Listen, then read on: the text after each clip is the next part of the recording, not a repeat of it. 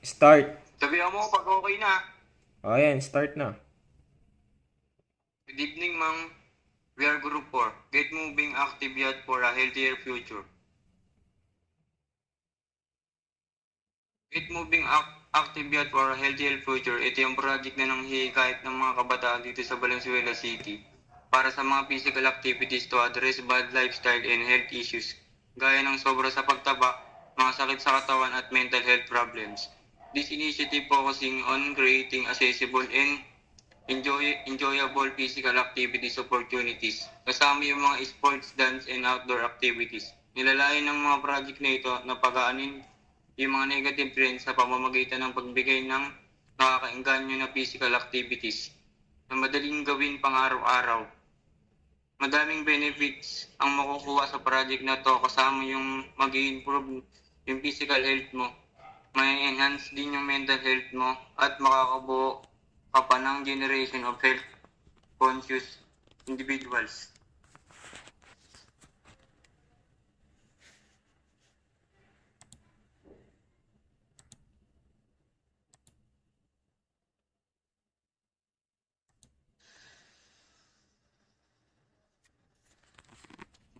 This is the time duration of the book.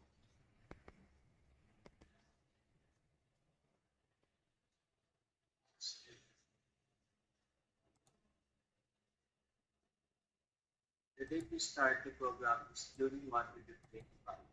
Application of participant. Dito, dito, i-register yung mga gustong sumali sa mga kabataan sa Valenzuela. Sa June 6 to June 8 is verification of participant identification. Dito na-organize yung mga identity ng mga applicant. June 9 to June 14 is analyze the body identification. Dito naman is the participant undergo physical assessment to evaluate their current fitness level para malaman natin kung gaano sila ka-fitness sa kanilang katawan. June 15 to June 20, identification of medical test passes. Dito naman is yung mga participant na pasado sa medical test ay pwedeng sumali sa mga activity. June 21, dito naman nag-start yung parade program starting the game league exhibition game between Mavs and Team Payaman. June 22 to June 28 is Battle League, basketball, volleyball, and badminton. June 29 to July 5 is Do or Die or Laglagan Battle, practice. July 6 to July 9 is the final game or positioning for the championship game. In July 10 is the championship game for West for West. July 11 to July 12 is evaluating of participants. Dito is na-assess yung mga sumali throughout the program. July 30 is certification or recognition and exhibition of star food. Ito binibigyan mga sumali ng mga certificate.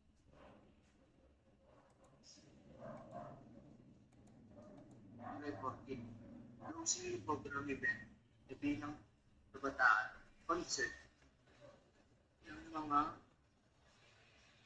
silent sanctuary para pinagtatagtas.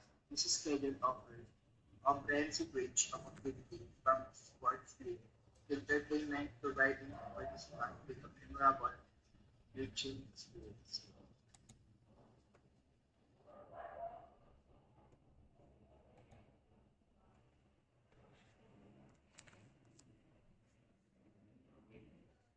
Implementing and implementers.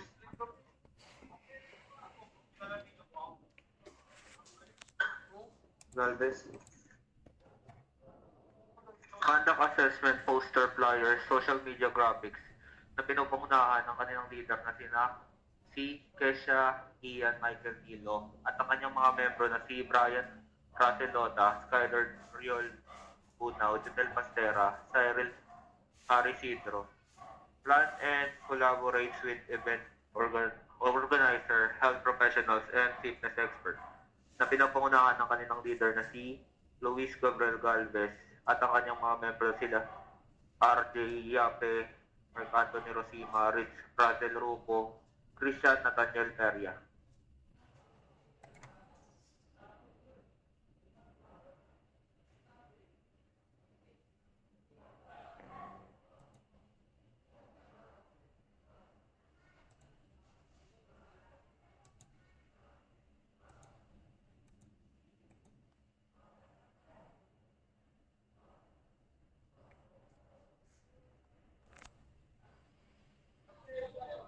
Smart method.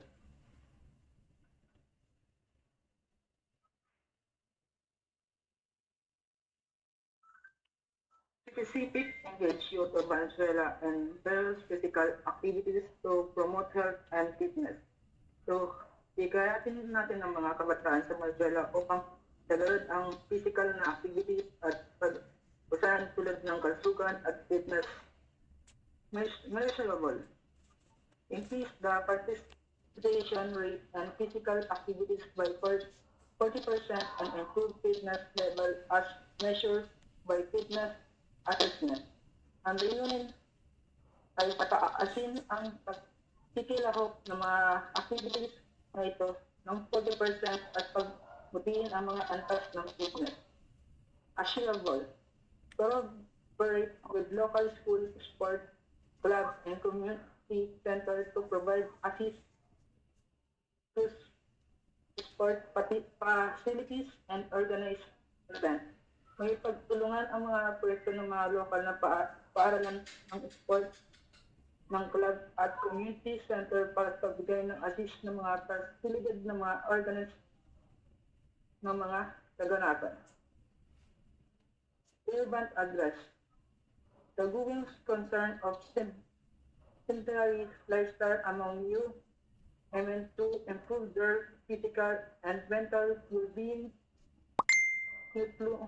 Tinutugunan nito ang mga problema ng mga aktibong pamumuhay ng mga kabataan at nagpalayan ng palakasin ng kanilang physical at mental ng time band.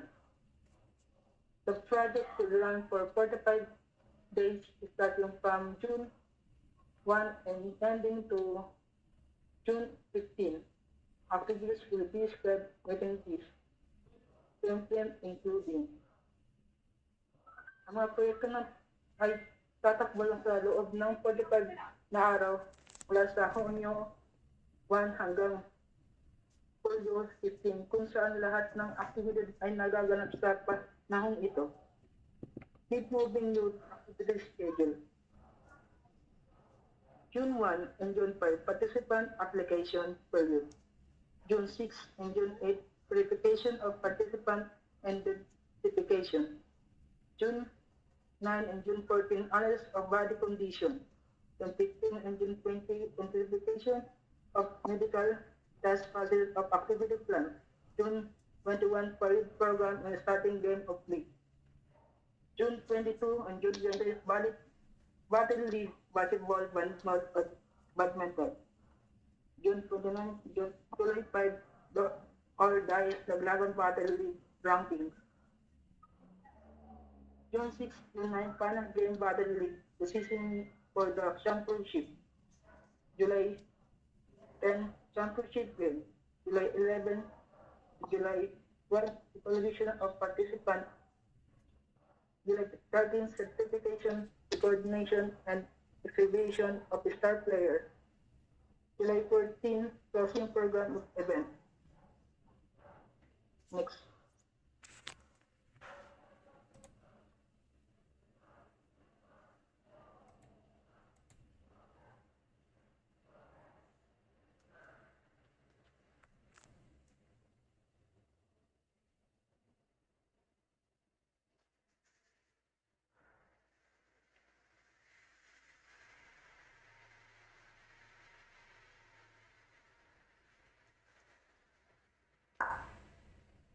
Yape. Methodology. First, we conduct a comprehensive needs assessment, including surveys and focus group discussion with local schools. parents, and community leaders to understand the barriers and facilitators to use participation in physical activities. Next, we collaborated with local schools and community centers to develop and implement a variety of physical activity programs tailored to different age groups and interests. These programs include after school sports club, weekend fitness workshops, and community sports festivals. Qualified coaches and trainers were recruited to ensure the safety and effectiveness of these activities. To enhance motivation and sustain engagement, we introduce a reward system that recognizes individual and group achievements. Social media campaigns and local events were used to promote the project and raise awareness about the benefits of an active lifestyle. Evaluation of the project impact is ongoing, utilizing both quantitative and qualitative methods. Pre- and post-intervention surveys measure changes in physical activity levels, while interviews and observation provide insights into participant experiences and program effectiveness. Data collected will inform future iterations of the project, ensuring continuous improvement and scalability.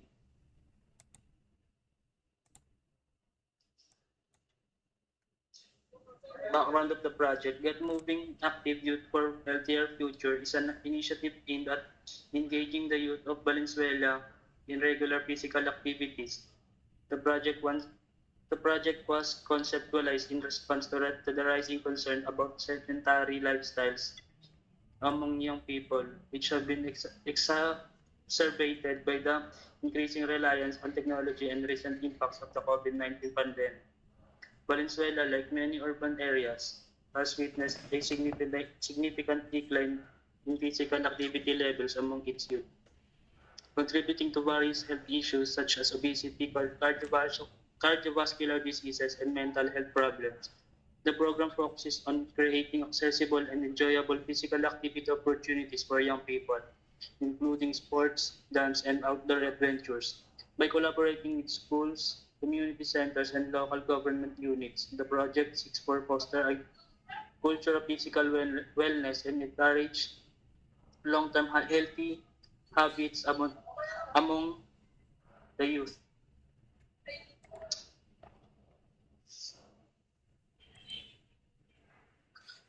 Benefits derived from the project. The Get Moving Active Youth of the Healthier Future project is expected to yield numerous benefits for the youth and the community of Valenzuela. Primarily, it will improve the physical health of participants by reducing the risk of obesity, cardiovascular disease, and other health conditions associated with inactivity. Additionally, regular physical activity has been shown to enhance mental health by reducing symptoms of depression, anxiety, and stress, while also improving cognitive function of academic performance. The project will also foster social cohesion by bringing together performance. The project will also foster social conscience by bringing together young people from diverse backgrounds to engage in collective activity, thereby enhancing community spirit and cooperation. Moreover, by instilling healthy habits at a young age, the project aims to create a generation of health-conscious individuals who can contribute positively to society. Finally, the initiative support the local government's effort to promote public health and well-being, aligning with broader health policies and program.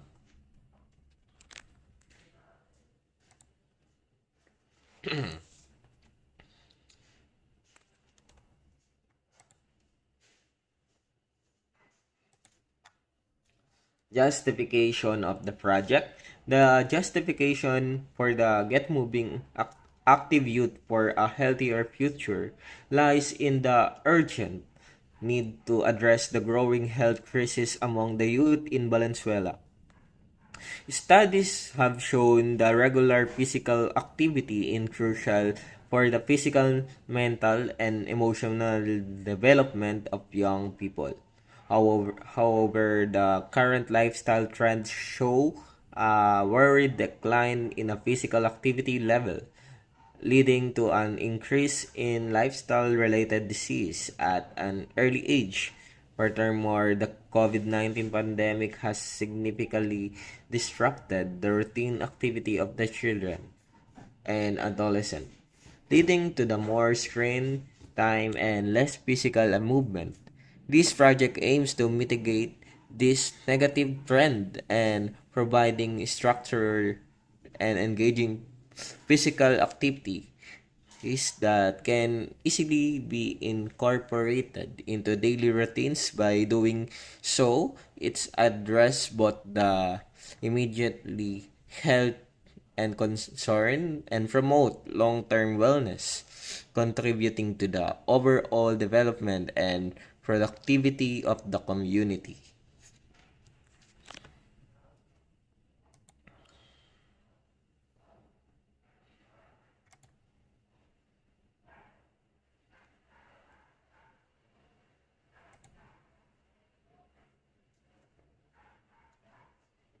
Coverage. Coverage of the activity is the primary school student age 6 to 12. Young children will benefit from integrated physical activity within their school curriculum, promoting early development of healthy habits. After school sport programs will provide structure environments for physical activity, encouraging teamwork and discipline. High school student aged 13 to 18, teenagers will have access to school-based sports teams and club, which can improve their physical fitness and social skill. Fitness workshop and event will offer additional opportunity to engage in diverse physical activity and learn about healthy living. Out of school youth, those not enrolled in formal education will benefit from community center activities and local sport club membership. This inclusion ensure they have equal opportunities to participate in physical activity, which can help in their overall development and social integration. Marginalize the vulnerable youth. Special program will be tailored to meet the needs of youth from low-income families and those with disabilities. This program will ensure accessibility and exclusivity, help this group overcome barriers to participation in physical activity. Community center and sport club. This local institution will collaborate with the project to provide accessible and varied physical activity programs. They will also receive funding and resources to support this initiative, expanding their capacity to serve the community. Health and wellness professional in the health and wellness sector will partner with the project to deliver health education, fitness assessment, and activity promotion. This expertise will enhance the quality and effectiveness of the program offered. The activity log. So for the activity log or activity schedule, so for June 1 to June 5, the registration or application period is prospective participants submit their applications online or at the designated community centers. Forms include personal details, consent form, and preliminary health questionnaires. So on June 6 to June 8 is verification of the participants or identity verification. Organizers conduct identity verification through in-person checks or virtual meetings. Participants provide identification documents to confirm their eligibility. So for June 9 to June 14, the medical test or fitness assessments, the participants undergo comprehensive physical assessments conducted by fitness trainers and healthcare professionals. This assessment include tests for endurance, strength, flexibility, and cardiovascular health. So for June 15 to June 20, the verified participants or final evaluation, participants who pass the medical test are identified and given clearance. Medical tests include basic health screenings such as blood pressure, heart rate, and a review of medical history to ensure participants are fit for physical activities. So for June 21, the opening event, the program kicks off with a grand parade featuring all participants, local bands, and community groups. The opening ceremony includes speeches from organizers and sponsors, followed by an exhibition match between the Mavs and Tempayaman to set the competitive tone for the event. So for June 22 and June 28 is the game or the Battle League. A week of competitive sports begin. Teams compete in basketball, volleyball, and badminton. Daily matches are scheduled in standing update regularly. Spectators are welcome to cheer for their favorite teams. So for June 29 to July 5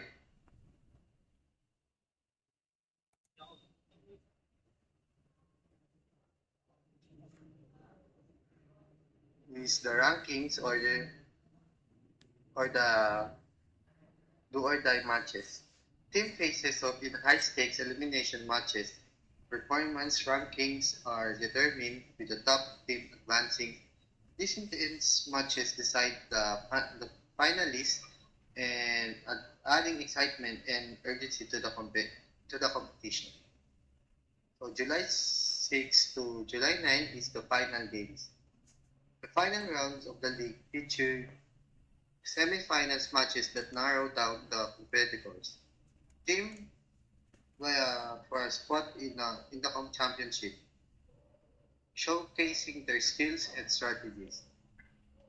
So for July 10, the championship match for the game, the program reaches its climax with the championship match. The top two teams compete for the title in a highly anticipated game. Medals and trophies are awarded to the winners. And for July 11 and July 12 performance evaluation or recognition, organizers assess participants' overall performance, sportsmanship, and improvement feedback is collected from the coaches and participants to evaluate the program's impact. And for July 13, which is a recognition or certification or giving a certification, is a ceremony is held to award certificates of participation to all attendees. Special recognition are given to outstanding performers in various categories. The event includes an exhibition match featuring star players to inspire young athletes. And for July 14, the closing event or Gabi ng Kabataan, the program concludes with a vibrant closing event. Highlights includes a Gabi ng Kabataan or Youth Night with performances by local bands, Dave Trinidad Silent Sanctuary, Parokya ni Edgar, and Kamikaze. The night features a recap of the event highlights, farewell speeches, and appreciation segment for volunteers and sponsors. And that's all.